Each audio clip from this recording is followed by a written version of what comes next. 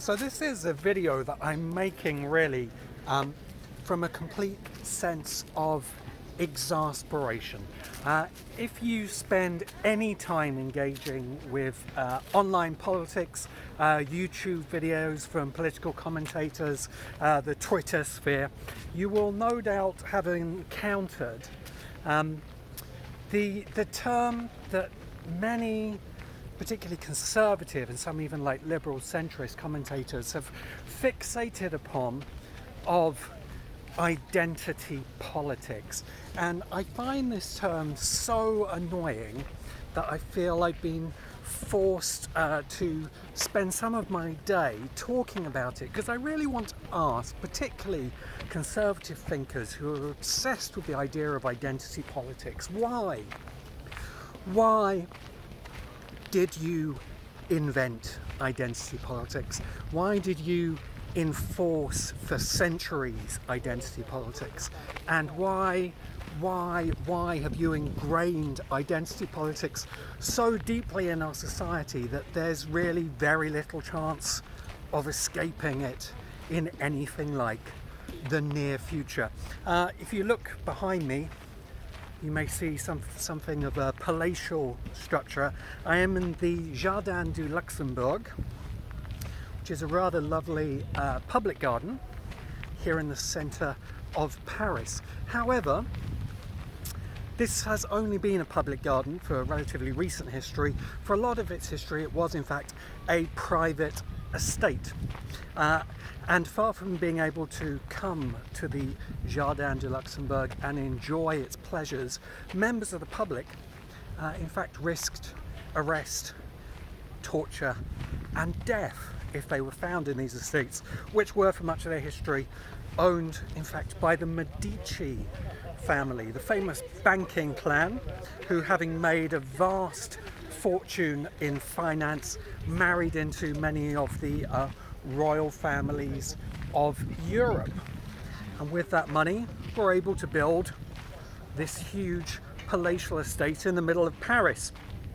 How were the Medici family able to afford such luxury when they were surrounded by people in incredible poverty?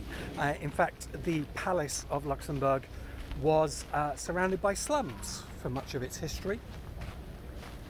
Now it's surrounded by quite expensive property since, in fact, the French Revolution, when the Medici family were evicted from the Luxembourg Palace by the new democratic forces of the French Revolution.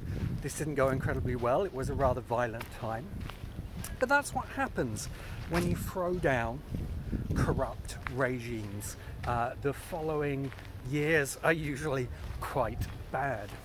But that doesn't mean that we shouldn't throw them down. In fact, the democratic societies that we depend upon today have largely only been built having thrown down very unjust societies, unjust conservative societies that came before the new kind of liberal societies that we live in today.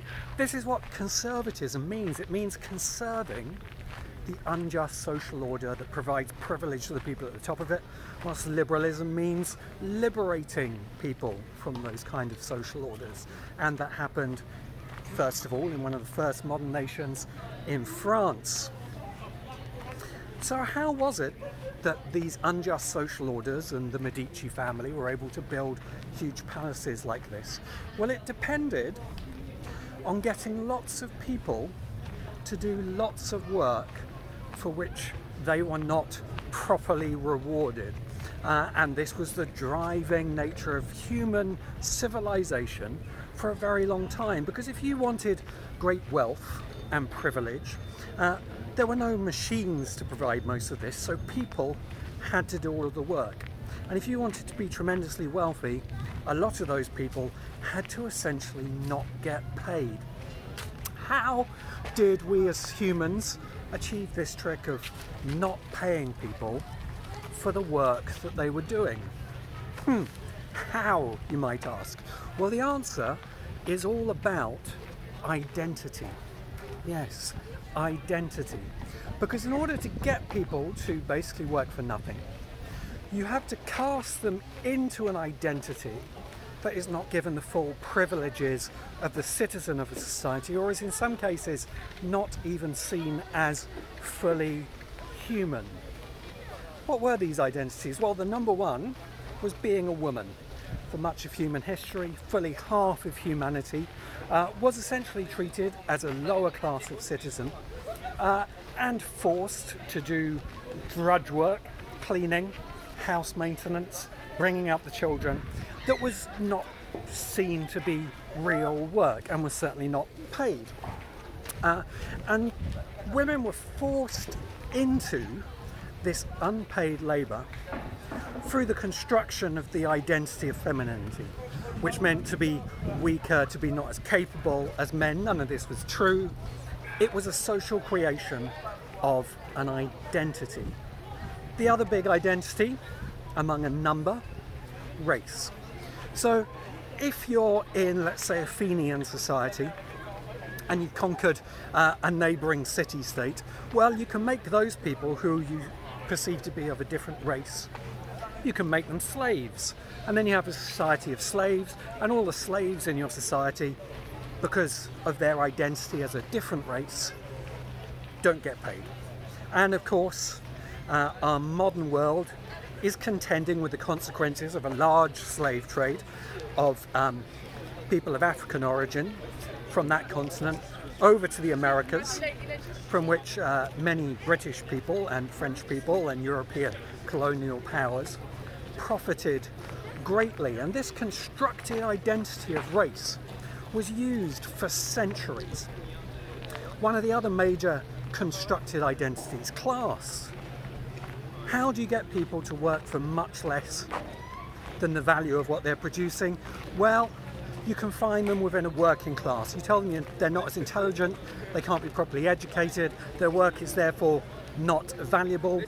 You force them into factories, into coal mines, into all of the essential labour that needs to be done, but which can only be done very profitably for the very rich by constructing a dehumanized identity for the workers.